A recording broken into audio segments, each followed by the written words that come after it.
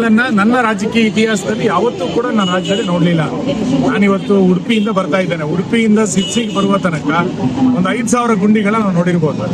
ಅಂದ್ರೆ ಎಲ್ಲ ಕಡೆಗಳಲ್ಲಿ ಇದೊಂದು ಗುಂಡಿ ಸರ್ಕಾರ, ಇದೊಂದು ಅಭಿವೃದ್ಧಿ ವಿರೋಧಿಯಾದಂತಹ ಸರ್ಕಾರ, ಇದೊಂದು ಹಿಂದೂ ವಿರೋಧಿ ಸರ್ಕಾರ, ಇದೊಂದು ದಲಿತ ವಿರೋಧಿ ಆದಂತಹ ಸರ್ಕಾರ. ಈ ಸರ್ಕಾರ ಯಾವತ್ತು ತನ್ನ ಕೊನೆ ಉಸಿರೆಳೆಯುತ್ತೆ ಅನ್ನೋದನ್ನ ಜನ ನಿರೀಕ್ಷೆ ಮಾಡ್ತಾ ಇದ್ದಾರೆ. ಈ ಸರ್ಕಾರದ ವಿರುದ್ಧ ಇವತ್ತು ದೊಡ್ಡ ಪ್ರಮಾಣದಲ್ಲಿ ಜನಾಕ್ರೋಶ ವ್ಯಕ್ತ ಆಗಿದೆ. ಅಭಿವೃದ್ಧಿಯನ್ನ ಮರೆತಿರುವಂತಹ ಸರ್ಕಾರದ ವಿರುದ್ಧ ಜನ ರಸ್ತೆಗಿಳಿಯುವಂತ ಅನಿವಾರ್ಯತೆ ಇವತ್ತು ತೀರ್ಮಾನ ಆಗಿದೆ.